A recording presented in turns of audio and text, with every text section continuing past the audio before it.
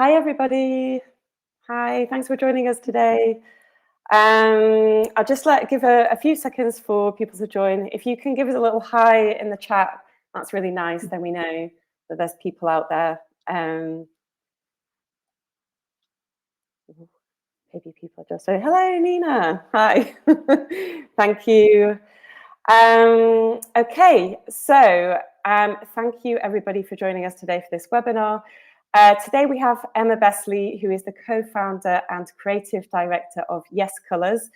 Yes.Colours is an amazing company who are taking the decorating and interiors industry by storm, and we're very lucky to have her here today with us to talk us through choosing the perfect paint finishes for your renovation project. Hi, Emma. Hi, lovely to be here. Thank you for having me. Today, so we're going to have a chat. We're going to be talking through lots of questions around this topic, but mainly we're going to have four main parts to the talk, which is understanding paint finishes, like what are they and why do they matter? Assessing project requirements, so when would you need different paint treatments? And then some tips on purchasing and practical tips for application and maintenance in your projects. So hopefully that will be about half an hour. And then at the end, we're going to have a good amount of time for questions because people always have a lot of those. So feel free to just drop those in as we talk. And when we get to the end, I'll pull up the questions and we'll go through those. So yeah, and we've got Amy behind the scenes helping us today to manage the chat. So hi, Amy. Just firstly, Emma, do you want to just introduce yourself and let us know a bit about your background and how you started a paint company? Yeah, right. So it started in lockdown. So it's one of those, a lockdown startup.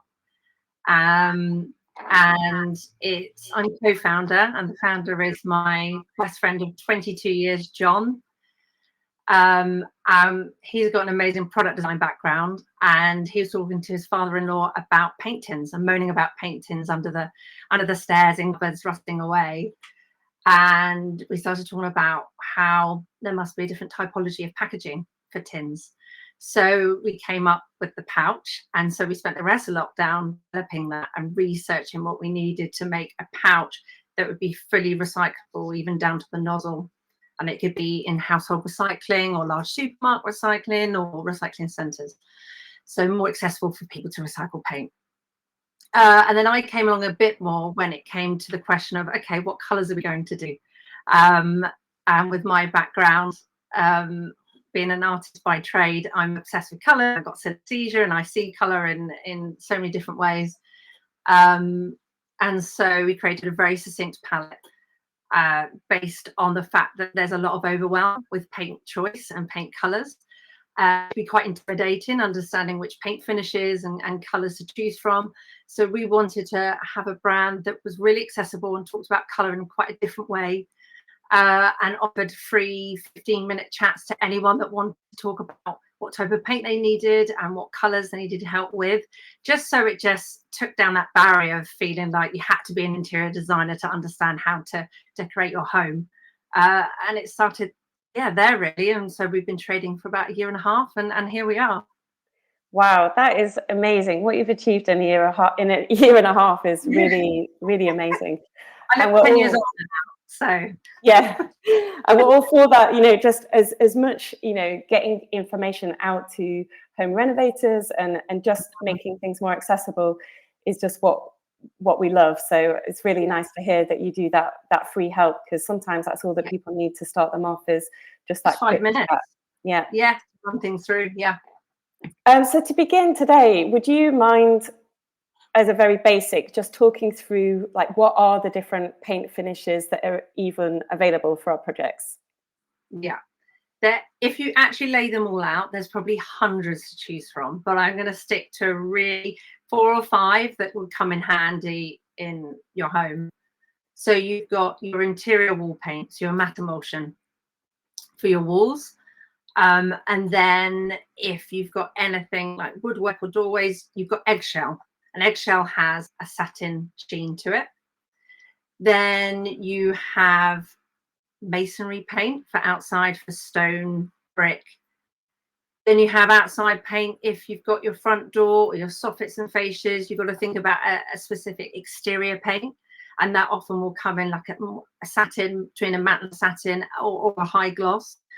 And you can use a gloss indoors as well. So there's sort of different sheen levels, but actually for practical use and where it should be, that's what we can go through today, talking about where's the best place to use emulsion, where's the best place to use eggshell, and so on.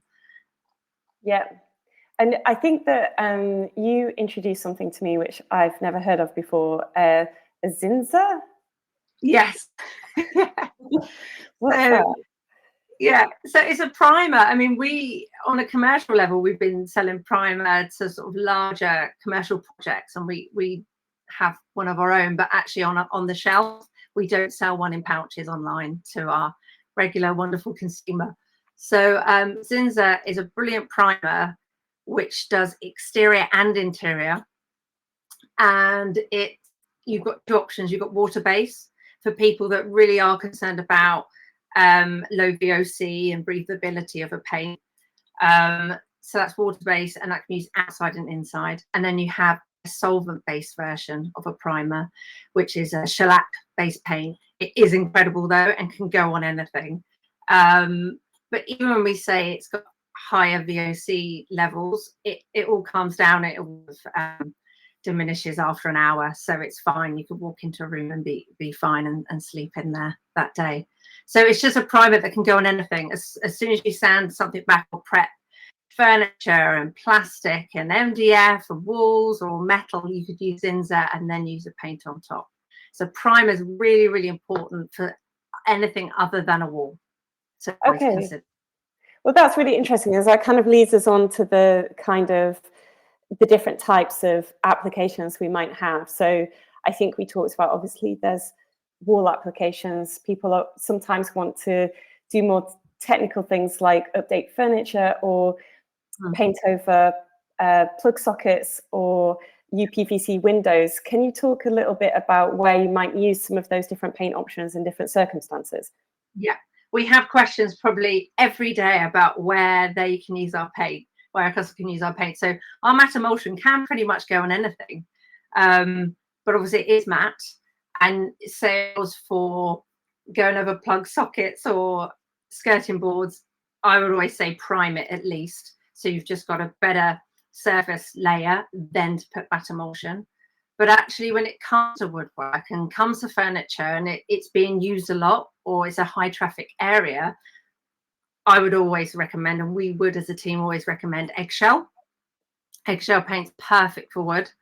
Not only that, it's got a sheen level, and it varies between 17 to 22% sheen level, but it means it's more wipeable and more durable. So you can use it in places where the hallway, where people are brushing past. Mine are always whacking their coats against it in their backpack. So I've got a hallway with eggshell because it takes the knocks and you can wipe it because it's got that little bit of sheen. And eggshells are obviously a really good paint to use in other rooms where there could be moisture or water. So it's really considering where this paint is going to be and what's going to be used around that paint. Yeah, that sounds great.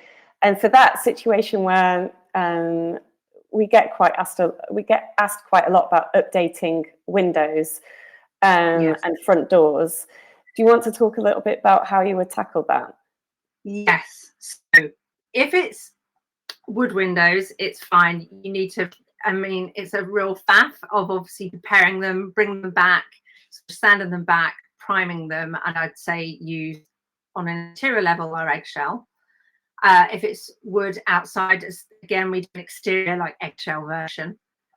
The real tricky question is if it's UPVC composite doors. That's another ball game.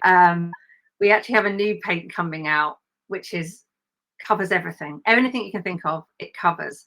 Because we've had so many customers in love with our colours, and of course, you can prep and prime UPVC doors or composite doors. But it's not the same as a specific product finish that's going to be more wipeable, more durable, and stay on that surface for many more years to come. So obviously everyone's in love with our electric blue, which is behind me, but it's only matte emulsion. So we have probably 5 people a day asking, can I paint my composite door or windows with this? It's like, well, yeah, but it's not so wipeable. It's not so practical, you know, and you want your paint to stand the test of time. No one likes redecorating often. No. So that paint finish will help give it longevity and that project longevity. Okay. Yeah. So if you're thinking about doing your UPVC, then just hang on. We're going to wait for. If you want Yes.Colours colour, yeah, we've in fact we've kind of launched it with our commercial projects, and people have got their hands on it already. So it exists, and anyone can write to us, and we can offer that paint. But it goes on everything, even guttering outside without priming. It can go on it on plastic and never come off. It's incredible. What would you use for like a radiator or, you know, kind of internal metalwork? This is a really popular question too. So you can use matte emulsion on a radiator, to be honest. Yes. On a technical level, though, we like to say, look, you should prime it with a special metal primer just to play safe. We don't know the kind of temperatures that radiator could reach, so it's going to withstand that heat better. It'd be more heat protected. Yeah. If anything, we'd say probably our eggshell, because again, with radiators, it collects dust. It's just better to dust, and it's more wipeable to have a more durable finish like an eggshell. But we've had many customers that love our paint in the matte finish and will go for putting it on the radiator too, and that's fine. We would just say always prepare it with a primer and then put our paint over top. Okay, that's great. Yeah. I think another thing that we come across quite a lot is, you know, tricky situations, like perhaps a room that's been painted a very dark color and you want to cover over. And I guess perhaps different applications that might be more tricky that you find that people come across. Could you speak to that a little bit? Yes, so we have sometimes we'll have a customer that's got a black wall, and actually we just got tested by the Decorators Forum they tested black on a wall and then a new color and a coverage, and we passed the test, and he was super happy, and the reviews been incredible. But we would always say, if you've got a really dark wall, you want to give the next project, say you want to repaint it a color, a paler color, you'd want to really give it the best start in life as a base. So personally, I would always get any white emulsion you've got. Most of us have probably got white emulsion hanging around anyhow, or use ours, and that gives it the perfect backdrop to start again. I think it's the best way. Our coverage is pretty incredible. So actually we have painted on really dark walls with our paint, and fine. But it's like if you imagine a black piece of paper and then you've got a pencil, colored pencils or a felt tip, you know what the layer of color is altered by having that darker base. Whereas a white piece of paper with any color is showing the best saturation it can be and showing off that pigment opacity better. Yeah. I guess that comes to preparation, doesn't it, as well? When people are doing renovations, I think probably the decoration is one of those tasks which it is expensive, and when you see it on the breakdown in the list of contractors' jobs, it is something that you feel like, oh, well, we'll take that off and we can do the decoration ourselves. But I guess sometimes what people don't realize is that the amount of work is obviously not just the painting, but the preparation of the walls, the preparation of woodwork. Could you talk to us a little bit about that kind of pre-stage, like why it's important and what you have to do for the different types of things you would encounter in a renovation? Yeah, and there's so much to consider. You know, even just going with a skirting board, usually when you move in, there's gaps and cracks, and it needs to get sanded back, and you need caulk, you need to fill all those gaps. If you don't do that, the paint's going to go in, you're going to still have that gap. Yeah. And so it does take time, and no one really wants to do it. I mean, I have a few friends that are actually quite obsessed with caulking and preparing, like if they have picture rails or in the corner on skirting around doors and their architraves, but they're few and far between. And most of us, yeah, it's not a great job, but it's the best finish you're going to get if everything is a perfect blank canvas and holes have been filled and everything's been smoothed, and the application of paint is just so much easier once that's done. So it does require sanding and filling and if necessary, priming. Yeah. Yeah. Are there any colours that show, if you've got a bit of an uneven wall and you've done your best in terms of preparation? Are there any colours that are more kind of suited to uneven surfaces that you may not notice so much? So that's why people love a flat mat. The shinier, the worse it's gonna show something up. So that's sometimes why I say don't put anything too shiny on the ceilings, because ceilings are really hard to get that perfect smooth finish. There's always some bumps. So the more matte a product is in finish, the more it's going to hide the little lumps and bumps. But yeah, that's great. I guess it might be nice to kind of start thinking, chatting about perhaps the color choices on projects, because I think one of the biggest difficulties is actually selecting that palette that's going to go together for your renovation project.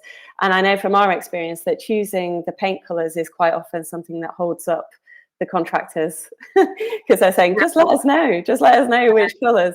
And that can really hold people back. So have you got any kind of tips on how to put together a palette for your house, or like, there are some myth busting around like what to use in a north facing room, there's lots of rules, it feels like. How should people deal with approaching this? I think, and again, that north, south, east, west facing room, that's a conundrum. A customer will come to us a lot, and I think we mentioned before, we do these free 15-minute chats, and it's always one of the details a customer will provide, but not really understand. They haven't got a compass in the hand. They just knew that when they bought the house, it was northwest facing, and those rules do apply, but it can be quite overwhelming if you think about every single room and the angle and how if you're sampling colors, hopefully we've got different ways you can sample our colors. You've got our swatches, but we also still sell sample pots, because we truly believe large piece of lining paper, painting with the paint, so you can really get a feel for the paint, know how lovely and creamy our paint is, and putting that on the ceiling and in alcoves, and seeing it in the morning and seeing it in the evening when you've got your table lights or lamps or all lights on, that makes all the difference. So as much as there might be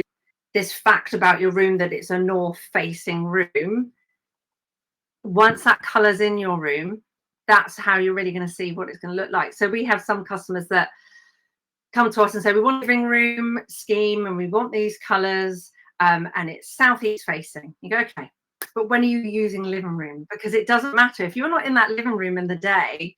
Let's not worry about that. Let's worry about, obviously still got to like the color in the daytime, but I'm in my living room only at night, once the kids are in bed, about 9 o'clock, and then I don't have large ceiling lights. I have a lovely warm glow table lamp, and that can completely alter how you're going to see that color. And if that's your relaxation time, if that's when you're in your living room, it's how the color looks, and that's probably going to be the most important to you. If you don't like the color then, and that's when you're in that room. So as much of these rules to go by, think about when you are using the room and actually in what environment it's going to need. And obviously most lights have that warm glow, so you're going to add a little bit of yellow to it. So if you go for a really pale, slight pinky neutral tone at night, it might look a bit like magnolia because you put all these lights on and you might end up hating it. So it's really, really important to test these colors at the right times and when you're going to be in that space. It's really vital, actually. Yeah, I guess for someone like me who's really like not scared, I love color, I'm quite nervous about getting it wrong.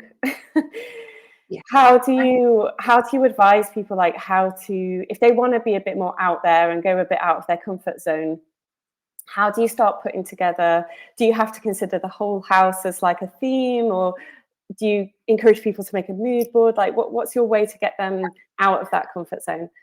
Yeah, every customer is different. The one thing we've gone against the rules of the whole red thread that obviously designers talk about, and there's got to be a flow in every room and make sure everything's cohesive and that room connects to that room.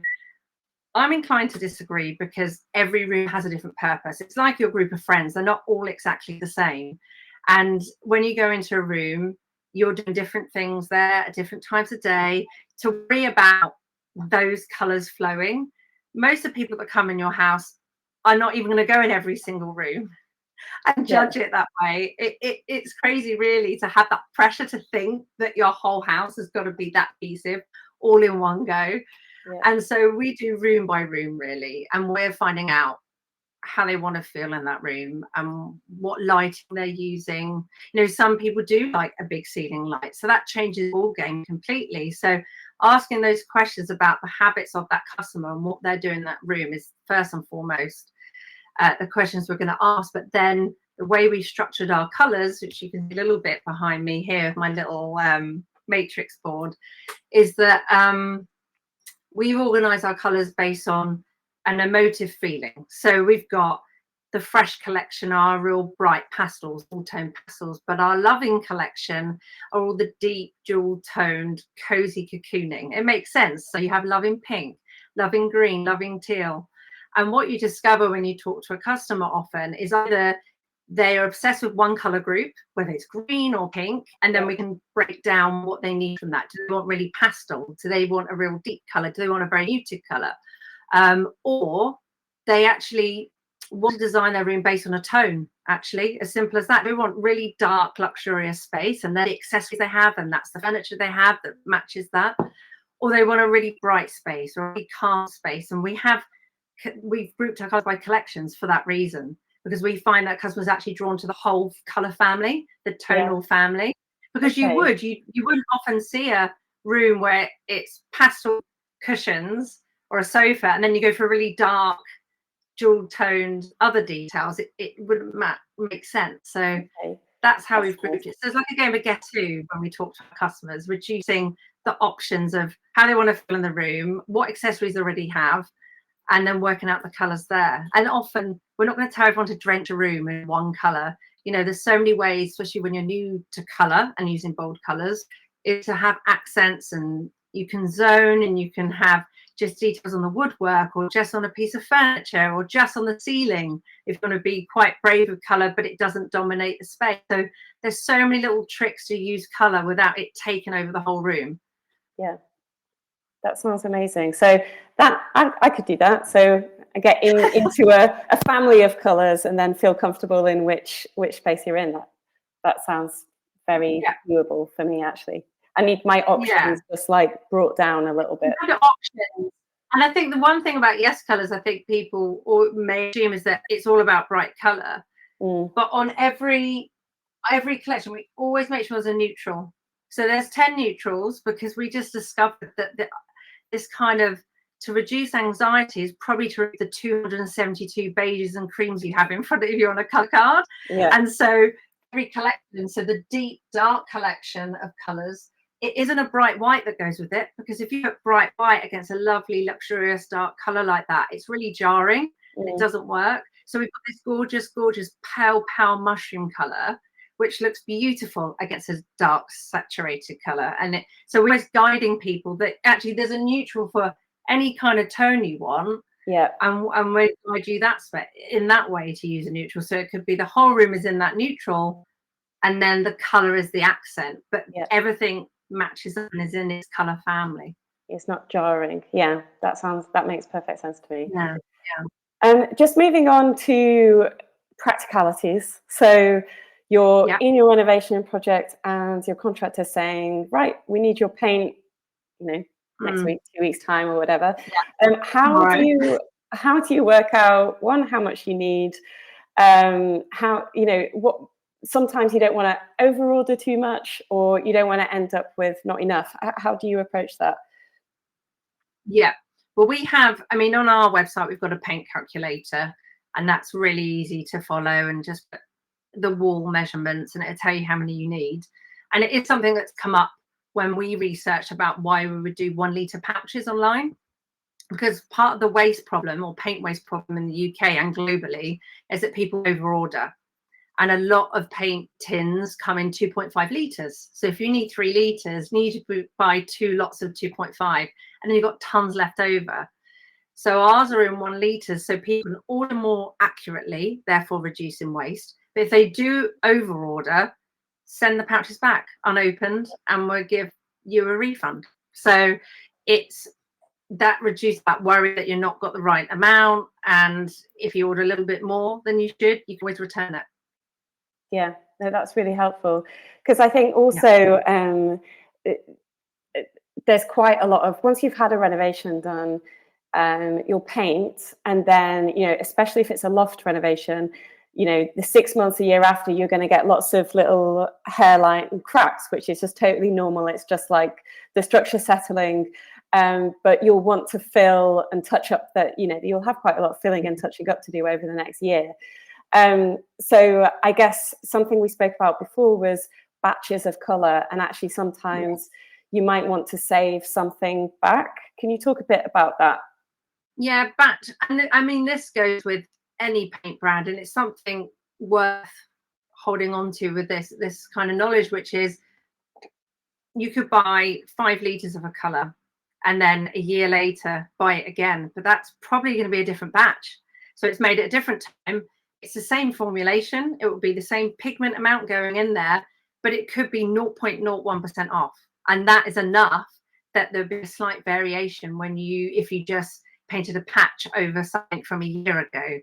So it's something, I mean, anytime I do a paint project, I always make sure I have about a litre left. Yeah. Because a litre is going to do a whole wall at least, one more coat, which I think, to play safe, you could do a patch. And if it's a different batch, there could be a slight variation.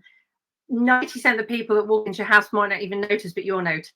If you've got that 1 litre at least, that maybe go, look, I'm going to have to do this whole area, this whole wall, this whole alcove, just to feel that it has that consistent new batch layer.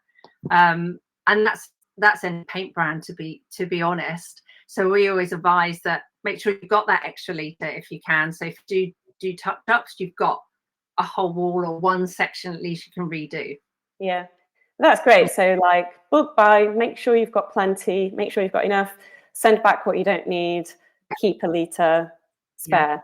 Is there any kind of colours that does your calculator account for different colours needing different, how many coverings do you need on a wall? Yeah, so sort of wastage as well. Yeah, that's we make sure it covers the colour that's probably going to be the most problematic. And again, universally, just scientifically, this is how pigment works. With yellow can be a nightmare, because the pigment that usually is a yellow pigment is more translucent and not so opaque.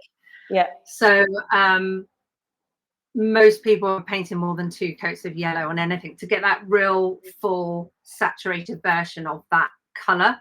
Yeah.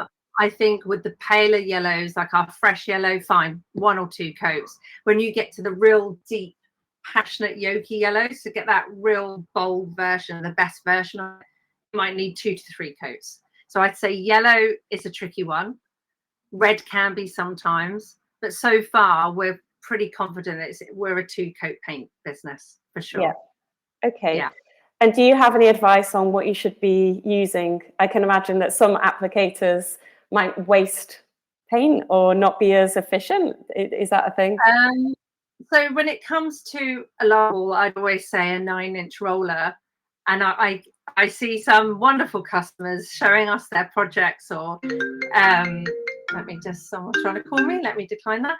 And I see a customer use like a little 4-inch roller on a giant wall, and I don't know, I had to scream when I watch it on like socials, and they're so happy with their project, but you're then reloading so much more.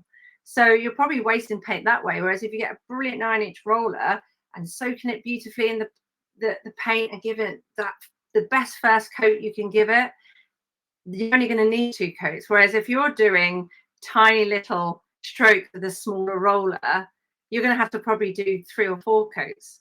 So it definitely, depending on the size of the project, is the roller size you need.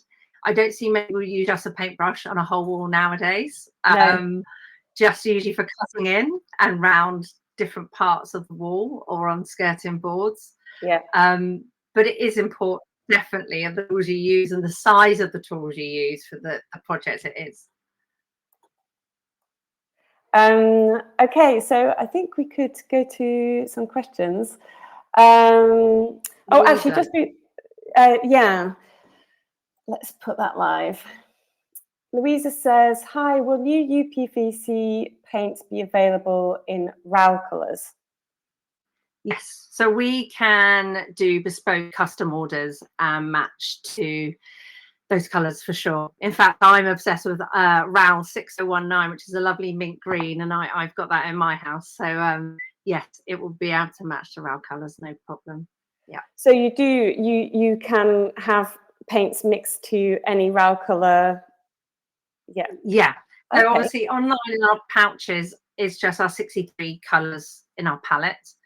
But if you email us, the lovely Karen, who works for us as customer experience manager, she will sort out any bespoke color you need. Just come to us and we can even have a color consultation and chat about the color you need. Spray painting. Really, do you know what? It's getting really popular with decorators using spray paints. We have a lot of decorators using our paint in spray guns, and obviously depending on the model, depends on the ratio of water to paint you would use. We've had our eggshells and matte emulsions use a lot on spray, and we've just a hotel product where it was all spray painted, and the reviews are yeah, incredible. It's been amazing coverage you can get with our paints in a spray gun. Sorry, I'll just recap that question for people on the replay because they can't see the chat. It's what's your view on spray painting? That's right. Yes. Thank you for that. I forgot. No, it's okay. It's not obvious. The question's all here for us to see. I have another question. I'll just read it out. How can you use white in a south-facing room? In the past, the sunshine has made it look yellow. Yes. So you're trying to counteract that warmth of yellow. So often you don't want a warm neutral or warm white that has that creamy tone to it or that yellow tone to it, because it accentuates that. So often we will say go for a cooler tone. So like our fresh cool white, which has got a slight bit of blue in it, or one of our neutrals that has got cooler tone, like a beige color to it, but with a bit more green or a little bit more mauve. But anything that's too creamy and got too much of a yellow tone, it's just going to accentuate that and probably end up looking a little bit magnolia. Not that there's anything against magnolia, but we all know what that looks like. Yeah, if you like magnolia, go for it. But if that wasn't the look you were going for, then it's going to be a bit of a disappointment. Helen, let's just do this. What resources would you recommend for researching period colours, especially 20th century? There's a really good book, actually. Where is that? I love books. I still love picking through history of colour. There's one called Nature's Palette. We could probably send a link via your team, probably, for any that I would recommend. But Pinterest has been really helpful as well, actually. If you type it in, everything you need in terms of by decade, there's often people now that have uploaded original illustrations and color palettes from the 50s, 60s, even back to sort of 18th century.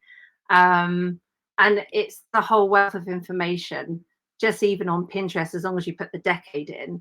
And there's some brilliant books I could probably recommend through a link. I could, if that's all right. I can't at the top of my head work out if the author is, but there's one in particular that goes through the history of color. We can pop them in the in their email with the follow-up. That would be great, actually. I would like to know some inspiration. Amy is asking, any thoughts on what colour you should use in a small room to make it feel big? Yes. So the old rule would be you have to make it really light and pale and bright to make it feel bigger.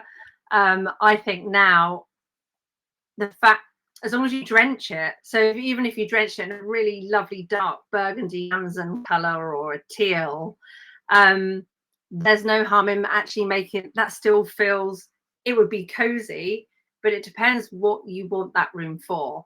And most of our customers don't really request, well, I need it to feel bigger. Surely it's to feel comforted in there or relaxed in there, or But light and bright does help when it's the illusion of space. I have a tiny galley kitchen, so I have painted it all white because I need that to feel as big as it could be. And it's a kitchen. So obviously with cooking, I like the backdrop to be white and neutral. Something about your eyes needing a more neutral backdrop when you're cooking and using other ingredients. I'm going to repaint it soon, but again, it's going to be quite a fresh, pale, bright color rather than a deep, dark color. Yeah. So more about how you want to feel in the space than what the space is. Yeah, that makes sense. Yeah, and you can create an illusion even with what the ceiling color is going to be. So if you had a dark color on your walls and then the ceiling was white, that's probably the worst thing you could do because it would look like a giant lid and it's bringing it in onto you. Whereas maybe if it was drenched in that dark color but it was on the ceiling, the space feels full again, if that makes sense. So it's again this color balance and illusion of space. Yeah, that leads us on to another question, which is should ceiling paint be different from wall paint? I don't know whether that's in a technical sense or in a color sense. No, well, technical sense, now I think it's best to go, if people are predominantly painted with matte emulsion, I think matte emulsion is great on a ceiling because again, we're talking about hiding imperfections. I'm quite a firm believer in having the ceiling the same color as the walls or having a lovely contrasting color. And again, if the walls are matte, it probably makes sense to have matte too. If you have a bit of a shine on it, again, you can imagine that it will show more imperfections, or if the light's on, it's going to shine and bounce back off and reveal more imperfections. So on a technical sense, matte, and then color sense, I'm all for either drenching a space all in the same color to make it feel quite cohesive and comforting, or being quite playful and having some color contrast. But as long as there's a nice color palette that's aligned together to whatever, yeah. Would you use one of those, say if you had like a darker color on the walls and you're not quite bold enough to put, asking for a friend, obviously, and you're not quite bold enough to do the ceiling in the dark color, would you be able to put one of those neutral, the matching neutrals? Would that work? Yes. Or do you, we still feel like the color drench is better?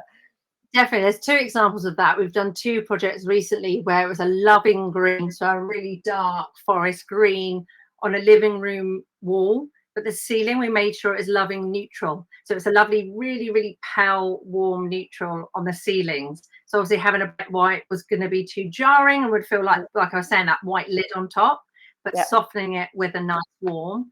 And then we've recently done a children's bedroom where it was a dark teal, but from the picture around through the ceiling was a lovely fresh pastel peach, and it looks so good because it's more playful. But obviously a peach orange tone looks so decent with a blue teal tone because they're such perfect complementary colors.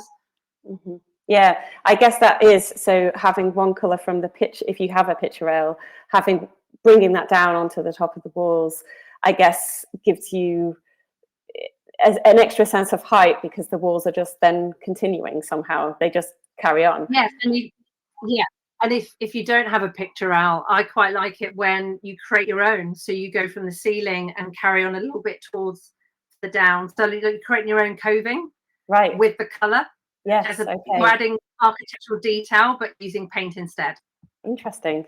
Yeah. You have to masking tape. This is like an old Instagram thing. Is this frog tape? Is that even a thing now? Maybe that's. Yeah, it is. Yeah. You've got to be comfortable with your masking tape skills. And there's little tricks of the trick for that one to get the perfect line for sure. That's when you hit YouTube, isn't it? Okay. It is. Another question from Trisha. Do you need to match neutral paint colors with your furniture, e.g. cooler toned neutral paints with cooler toned furniture? I guess yes, it helps only because you've already got cool tone, and maybe mix it up too much with warm and cool, it might not feel cohesive. But I do think it depends on the color.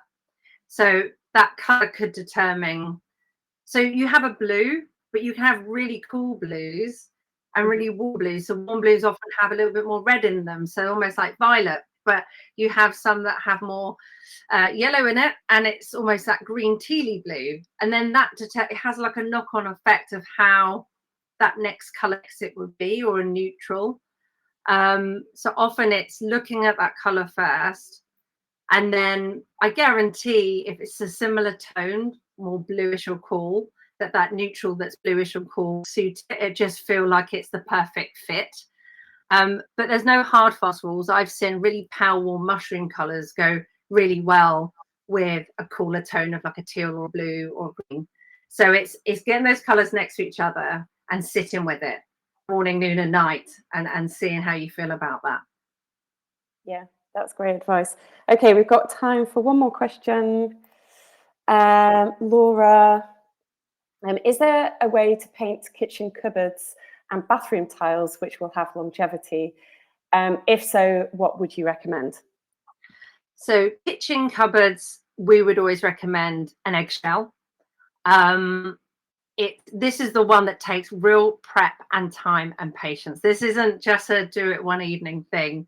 No, ideally you would take doors off, you would sand them and prep them, obviously by priming, and then paint them with eggshell. Then you really want them to dry properly. That's another thing. People rush. They're so excited about a new color, rush.